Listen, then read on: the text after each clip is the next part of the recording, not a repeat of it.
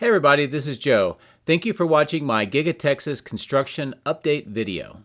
A lot going on at Giga Texas today, and you'll see quite a bit of interesting discoveries around the site in the actual video. For the intro, I just want to take a look back at something I covered on the 4th of February, and that is the Battery Cathode Plant, the permit, and answer some questions about where is it going to be located. There's been a lot of discussion about this topic, so that's why I wanted to address it today. The permit for the Battery Cathode Plant was filed in early February, and you can see some of the documents here. And it not only talks about what it is for the battery cathode, but also the extent of the permit itself. Reuters, among other sources, also covered this early in February, and the link is here and in the video description if you'd like to see that article. And also, as mentioned, I covered this subject in detail in my 4 February video, so there's a lot more specific details about the permit in that video, so I'd recommend you take a look at that. Today we're just going to talk about the various areas of construction around that area and try to nail down where the battery cathode plant will be. I decided to cover this topic because there's a lot of comments about it, and also the permit document itself does not specify the actual location, only the limit of the construction of about 36.42 acres. Over the past 15 months, I've talked about this subject. I've shown you where on-site sources say it's going to be, and I've shown you some other evidence. But let's go into the actual land area and compare to the permit. So as I mentioned, several comments on the YouTube videos and on Twitter have talked about maybe the battery cathode plant has changed. And this is related to 3 main issues. The first is that there already have been numerous plan changes for Giga Texas, and it's possible that they've changed the location. The second most common comment is that, well, the area, as you can see outlined here in Area 1 in the map, has already got a lot of materials and containers and equipment. Surely they wouldn't build the cathode plant there with all of the materials there, so it has to be somewhere else.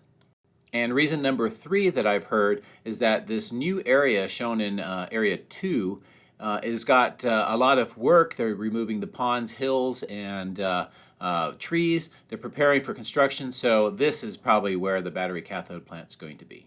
So let's investigate these 3 main issues and theories. And I'd like to remind you that based on the permit, the limit of construction for the battery cathode plant is 36.42 acres, or about 14.9 hectares. So let's use this information and investigate. Let's first take a look at this area shown in purple with the arrow pointing to it. And using Google Earth Pro and outlining the current area that we see construction going on, it's approximately 36.42 acres, and it's located exactly where my on-site sources have said the battery cathode plant will be.